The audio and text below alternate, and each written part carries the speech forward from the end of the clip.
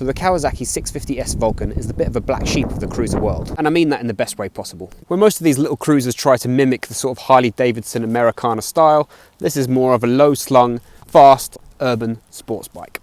So here are 8 unique features of the Kawasaki 650 Vulcan S. And number 1, the ERGO-FIT system. So basically what this means is the dealer at Kawasaki has the ability to adjust the handlebars, the seat and the foot peg each in 3 different ways. So that means, if my math serves me correctly and my research, there are 27 different specific riding positions that this bike can have. Which means it doesn't matter if you're 6 foot tall, 5 foot tall, 5 foot 5, 5 foot 8, this bike will fit you and will be comfortable. And trust me, that seat is very comfortable and very wide.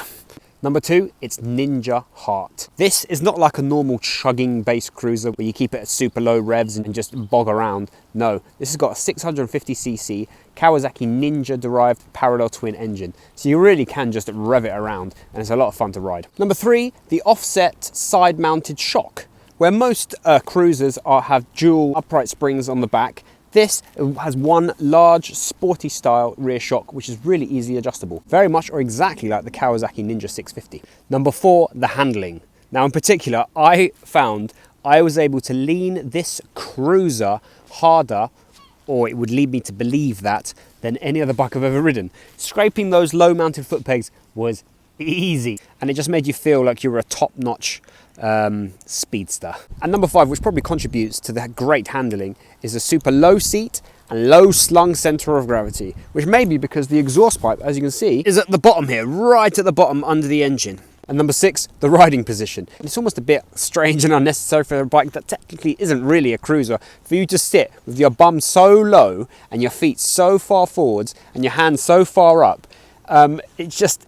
It adds the element of fun and slight ridiculousness. And also, 60 miles an hour in that strange riding position feels like 110. So you're just having fun all day long. Number 7 is what Kawasaki call the modern custom styling. Now this thing is undoubtedly a cruiser, but if you look at all the details, such as the headlight here, that's nothing like a cruiser headlight. If you come down here, the frame, nothing like a cruiser frame. The suspension components, nothing like a cruiser at all. But we have the low slung seat as mentioned, the high bars, and it just looks super cool.